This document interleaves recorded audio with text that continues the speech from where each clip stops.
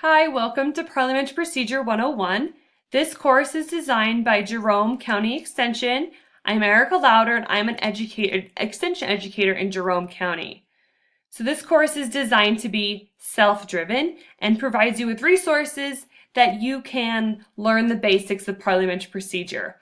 Of course, us and other extension services can be available to you to help learn more details. We are using Robert's Rules of Order as our parliamentary law in this course, and that is pretty universal throughout the agriculture industry and most local governments. You may occasionally see the use of the American Institute of Parliamentarians, and while the law will vary slightly, it is similar enough that you can get by. Okay, and this is designed to be very practical in nature. We want you to be able to go into a business meeting very confident in your ability to understand how the business meeting will function, to read the agenda, and to contribute effectively your ideas. And sometimes it can be a little bit overwhelming if you don't know the terminology and how to properly bring ideas forward. And so I hope this gives you the confidence to be able to contribute in a confident manner in those meetings.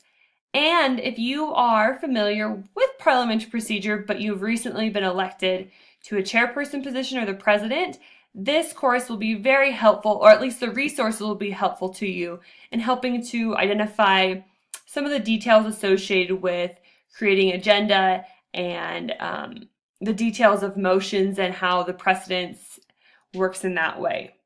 Okay, and we really designed this course with a newly elected board member in mind.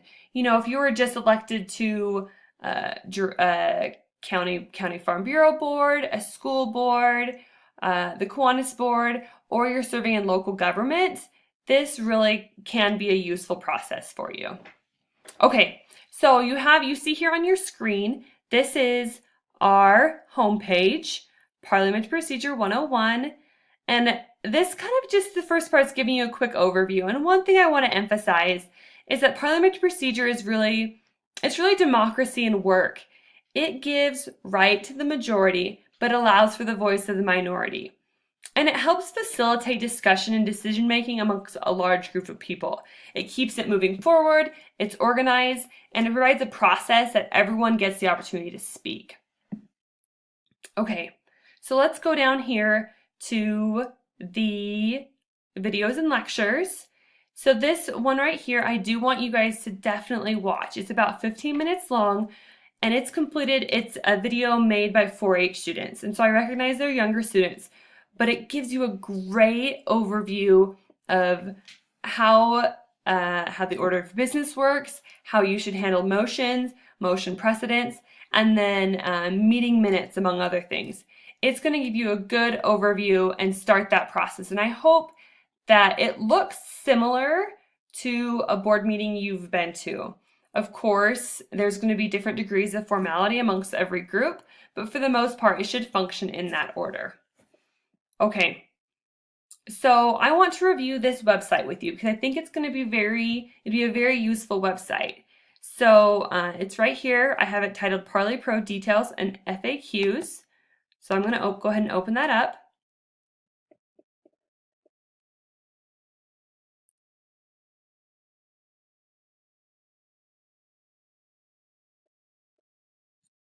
Okay, here we are here.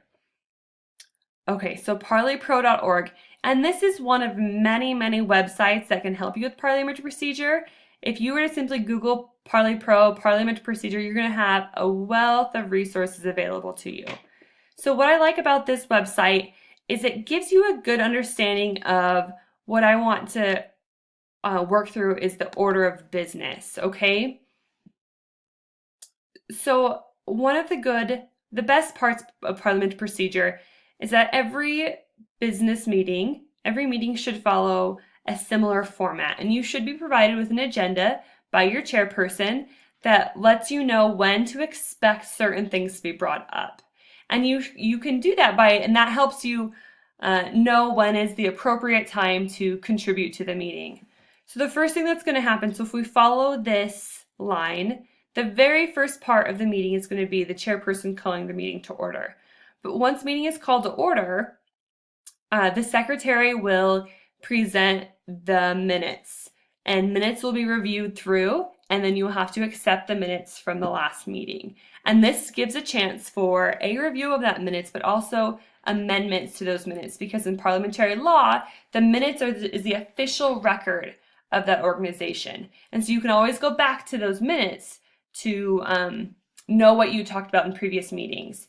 And there are resources available if you are newly elected to be a secretary. Down here on this tab right here in minutes, it gives you a good understanding of how to write those minutes. So I'm not going to go into those details now, but there is specific things that need to be included in minutes.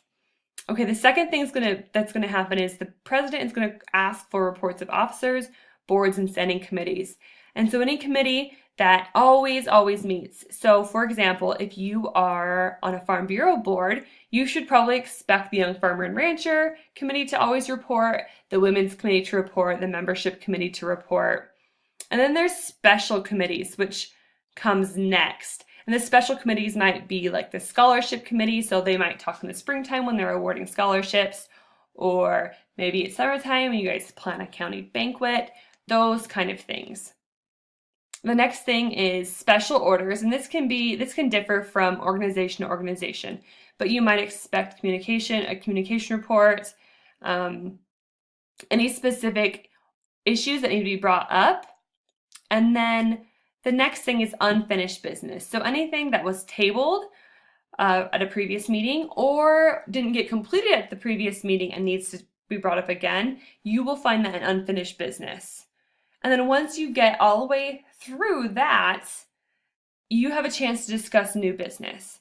And so as an individual who's serving on a board and you know something that you want to bring up, when you first get to the meeting, pull out your agenda and determine where in that meeting you need to, so you'll know when you can talk about it.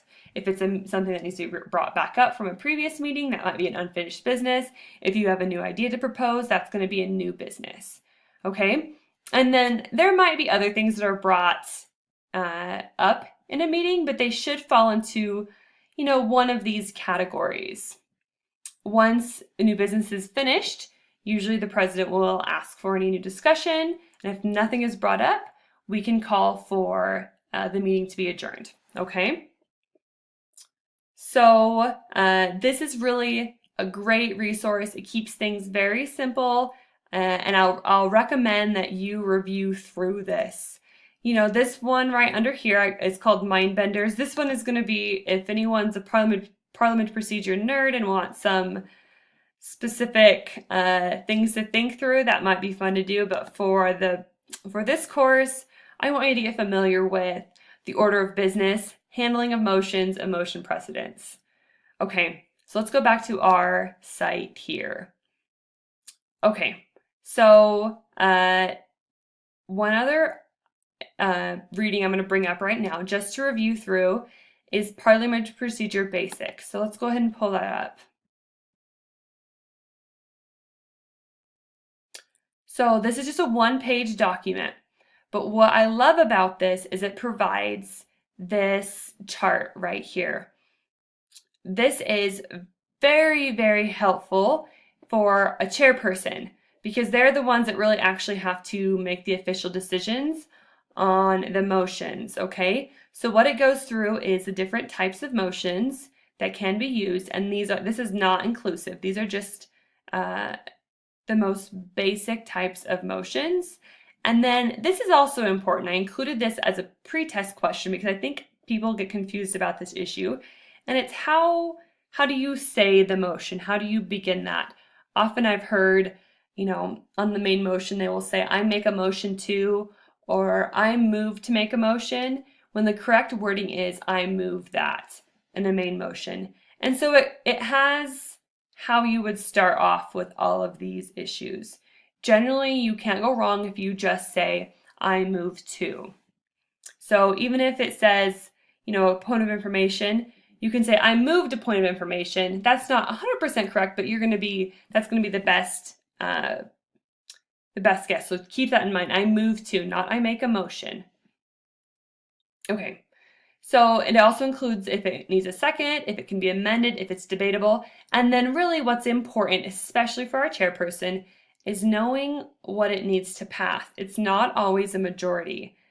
Oftentimes it's 2/3, and then on a few things it's 100% of a consensus, okay?